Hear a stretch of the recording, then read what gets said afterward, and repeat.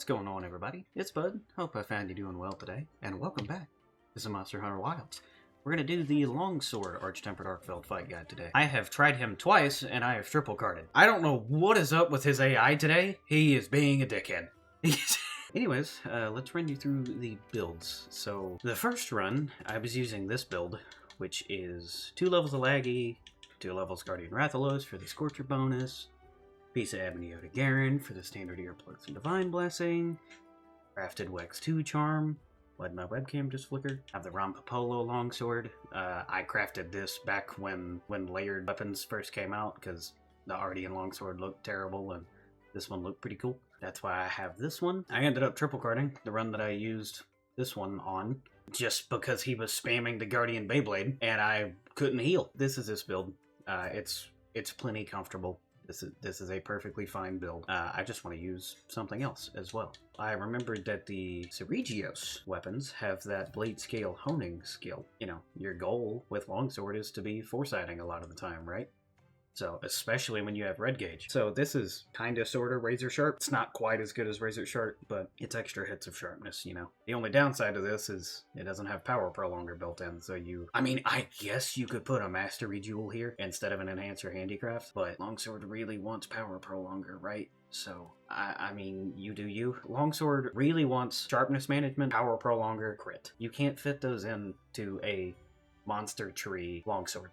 You just can't. Most of the longswords have shit skills on them. The Rompapolo has power prolonger on it. You just can't fit everything you need onto a longsword with the way that the decorations work in this game. Of course, you can on an Ardean because you have 3 level 3 slots. So you go Mastery, Enhancer Handicraft, Crit 3. That's what you would do on an Ardean SNS. I keep saying SNS, Jesus Christ. Ardean Longsword. Jesus Christ. You can tell I am a Sword and Shield main. Also, in my head, SNS and Longsword are really similar in terms of their playstyle, yet with SNS, you can perfect guard from draw, which is essentially your foresight, and a Longsword, you have to poke beforehand. Stupid, you should be able to foresight from raw, I'm just saying. Not from sheath, but if you're walking around with your weapon out, you should be able to right trigger B and foresight from raw. I don't care. It is a reactionary move, just like perfect blocking or backstepping with the SNS is. You should be able to do it while unsheathed. End of story. Mini rant aside. We have Adrenaline Rush 5, Wex 5, we still have Evade Window 3, we have our 2 levels of Evade Window, we still have our Divine Blessing, obviously, we would like some amount of survivability, and I gemmed in 1 level of Quick Sheath here. I am getting stunned fairly frequently, so if you wanted to maybe take this and make it a Steadfast, and then take out this 2nd level of Burst and make it a Steadfast as well, you could probably do that. Realistically, you would have an extra level 3 slot if your Wex 3 charm is upgraded. I don't have the Zoshia materials to upgrade mine. I finally went and looked. I'm not going and fighting a Zoshia. I can't be bothered. But yeah, this is just 5-piece mixed Rathalos for the Scorcher 4 set bonus and all the skills that comes with the Rathalos' armor. So, this is the build we're going to be taking in. Same item set we've been taking in all this time. Same meal. I ate before my previous hunt, so I still have a few minutes on my meal. By a few, I mean 53. So we're going to go try this again, and hopefully his AI is just not a dickhead. I don't know what's going on with him. Real quick, before we get into the hunt, I want to explain a semi-advanced concept with Longsword. If you're not aware, your foresight slashes, and this is not in red gauge and red gauge, they are directional. You always come back to center, but the way that you dodge is directional, and it's opposite of the input that you input. So, for example, if I do a move and then I push right, I went left. So, if you push down, you go forwards. I use that quite a bit, especially with the red gauge foresight slash, because you do this, you hold focus mode, and now you turned around. So you essentially went forward and didn't go back to center. And you can do that in all the directions. So you could do this, and then turn yourself around right here to kind of change your angle a little bit. But even in the red gauge foresight slashes, like if I hold forward here, I'll go straight backwards. Now, if you want to go straight backwards, you don't have to hold forward. You can just right trigger B, and you'll go backwards. I did just want to throw it out there that the foresights are directional, and you can use them to position yourself in a way that will allow you to either not get hit by a follow-up or leave you closer to him so you can start going into your damage. You know, you'll see me a lot of the time in the hunt when I have red gauge. I will go toward him and then turn myself around like that and then start going into my bread and butter. Like this. Or maybe he does an arm move, you'll see me do this. I'll have to go this way. That way I'm not going into the hitbox of the arm, so you'll see me do something like that. Also, real quick, I noticed that the game volume was kind of extremely high. I have it turned down really low, and I've had it turned down pretty friggin' low this whole time, but I've noticed in some of the moments where I was doing voiceovers and there was like, the music was being really crazy, and then he also had just done a Nova. It was kind of hard to hear what I was saying, so I've turned the game down even further, so hopefully that'll work out and you can hear me a little better. That's our target.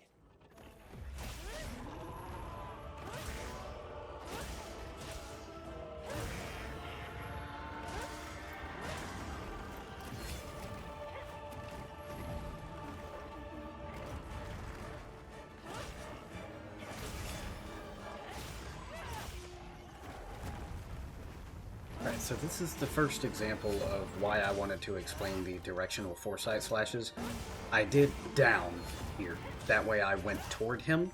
So that way when the move ends, I'm behind the chain blades and I can start hitting him a little easier.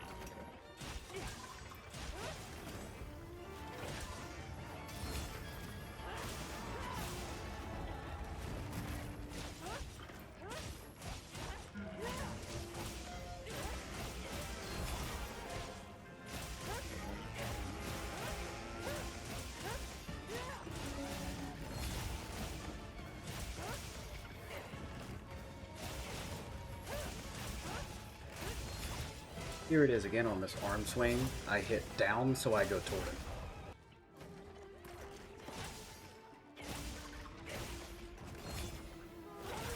The chain slam and novas are still obviously your best punish window.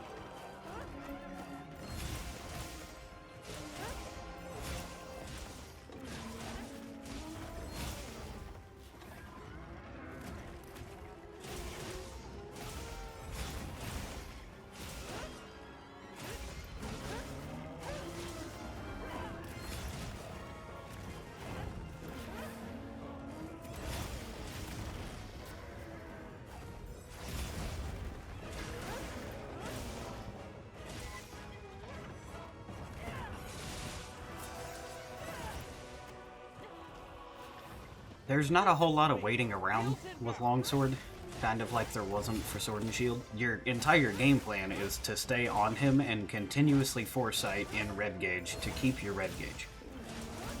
There's a lot of moments where he just swings, you foresight, he swings, you foresight, he swings, you foresight, as you're saying here.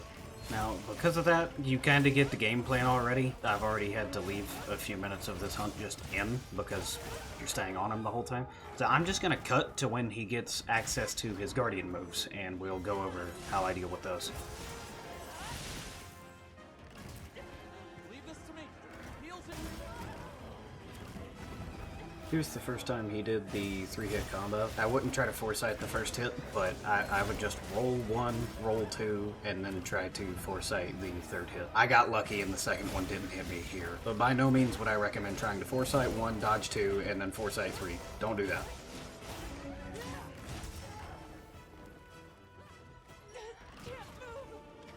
Also, I got lucky here and he didn't hit me with the pin when I was stunned, so that's cool.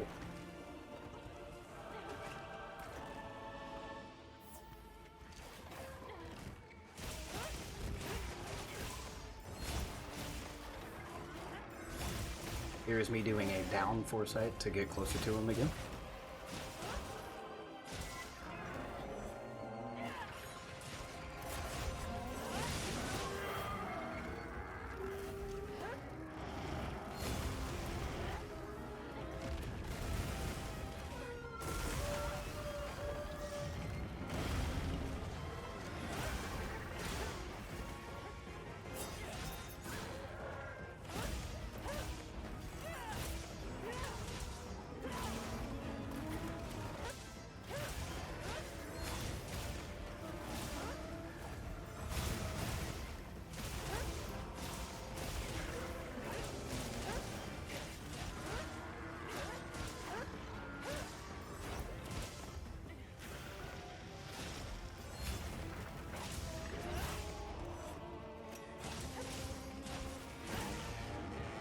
Here's the Guardian Beyblade again. I still don't know the best course of action. Sometimes the diving the Beyblade and then rolling the lasers works. Sometimes rolling toward him works. Sometimes rolling towards him gets you hit. Sometimes diving at him gets you hit by the lasers. I don't know the best way to deal with this move still. Something I have started doing is on the Guardian double chain on the ground, I just start rolling toward his face. Sometimes Evade Extender makes that a little weird. You just roll toward his face and you're safe.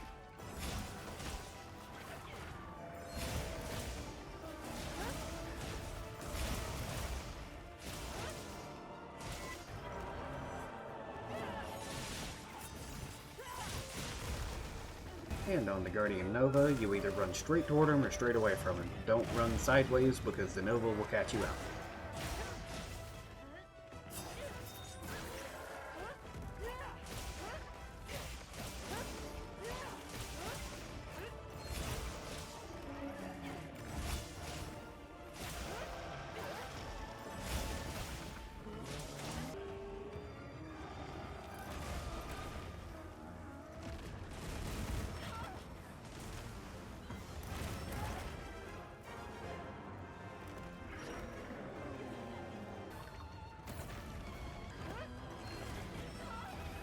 Excuse me!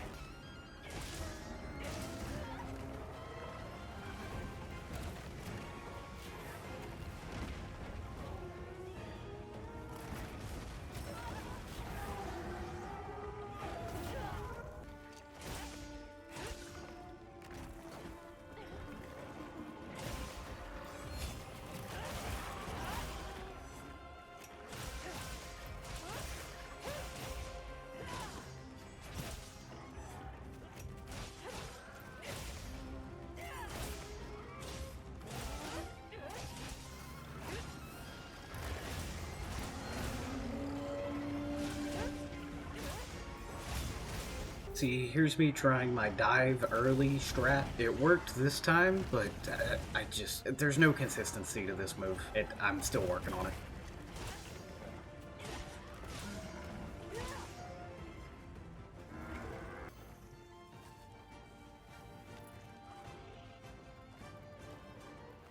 I'll just hop off for now.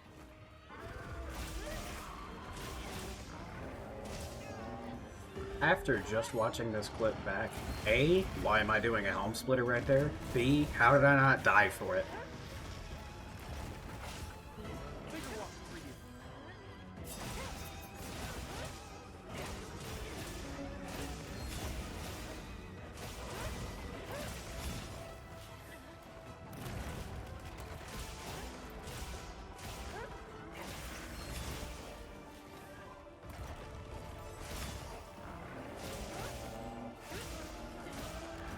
Leave this to me. Heels inbound.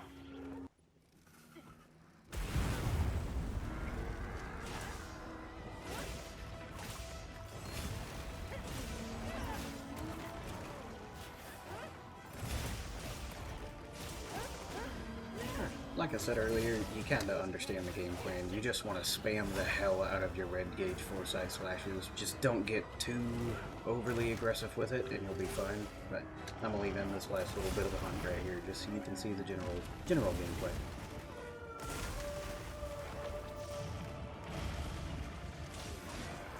I will add one last thing. The only reliable time that I can tell you to do a helm splitter, if you want to do one, is after a Nova and you punish wound the Nova. That is the only good guaranteed opening you get to do a helm splitter and a spirit release slash.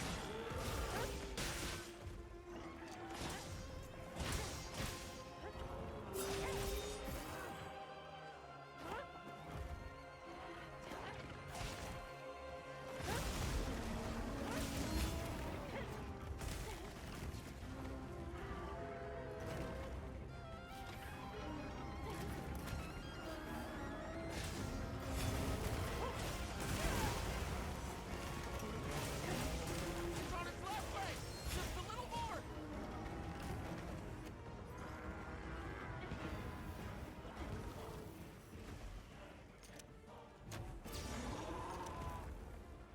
I set a trap.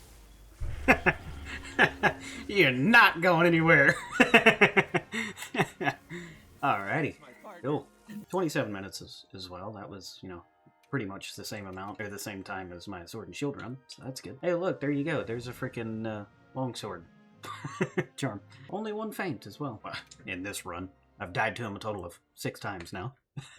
That's a very good matchup, though. I'm gonna be honest. That probably comes down to, are you on top of your red gauge? Because you need to be Foresight Whirl Slash? Is that what it's called? Foresight Whirl Slash, yeah. Okay, I thought so. You need that. It's an amazing amount of damage, and it's iframes. And we have 3 levels of evade window on the set, so you have even more. If you wanted to use Evasion Mantle instead of Rocksteady, I wouldn't blame you at all, just to increase that further. And of course, the more times you do that while you have red gauge, the more red gauge you get back, so the more aggressive you get to be, So the better you are at using the red gauge Foresight Whirl Slashes, the easier your hunts are with a longsword. But because he is just hit, you just get to spam them and keep your red gauge for a long time. Between the 2 sets that I showed you, I just wanted to use this Eregius one because it was fun. I like seeing the little extra sharpness. Special Ceregius sharpness meter up there. It's just cool to look at. You could use the other one to the same effect.